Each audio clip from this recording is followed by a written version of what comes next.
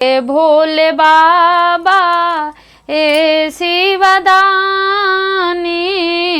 ए भोले बाबा ए शिवदानी, माने न कहना माना ए भोला, माने न कहना मान। एक बार हमारा पर फेर नयनमा, करब सुमरन माना। एक बार हमारा पर फेर नयनमा, करब सुमरन माना। लोटवा जलवा भर भर लाइब भोला, तोहरा पे चढ़ाइब। लोटवा जलवा भर भर लाइब भोला, तोहरा पर चढ़ाइब भोला, तोहरा पर चढ़ाइब। एक बार आई जइहा शिष्या के आंगनमा, करब सुमरन माना।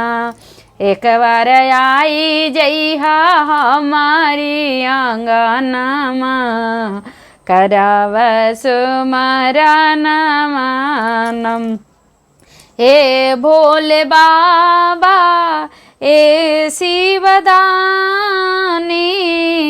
ए भोले बाबा ए शिवदानी, माने न कहना माना ए भोला, माने न कहना माना।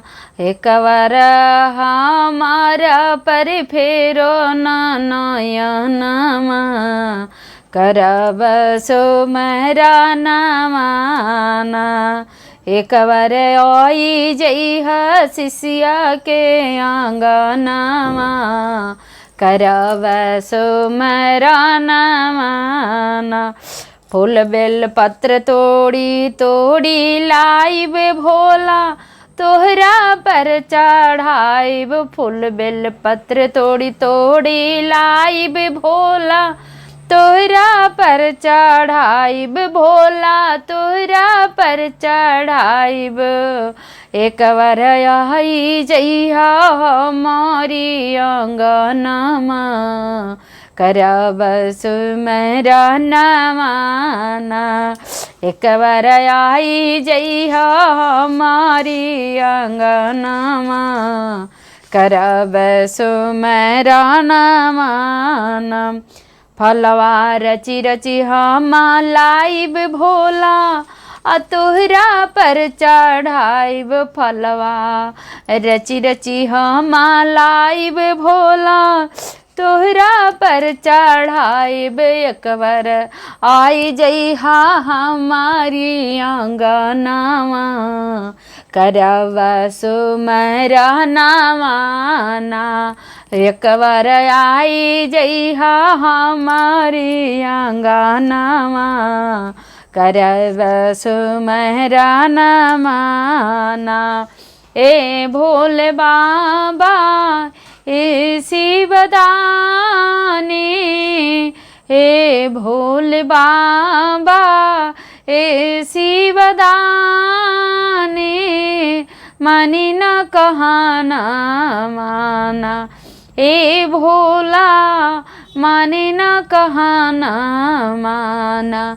एक बार फेरी दीहा हमरा पर नयनमा, करब सुमरन माना। एक बार फेरी दीहा हमरा पर नयनमा, करब सुमरन माना। तो दीदी मेरा भजन कैसा लगा, अच्छा लगा तो लाइक कर दीजिएगा, चैनल को सब्सक्राइब कर लीजिएगा और अपने दोस्तों में ज़्यादा से ज़्यादा शेयर कीजिएगा और कमेंट में हर हर महादेव ज़रूर लिख दीजिएगा।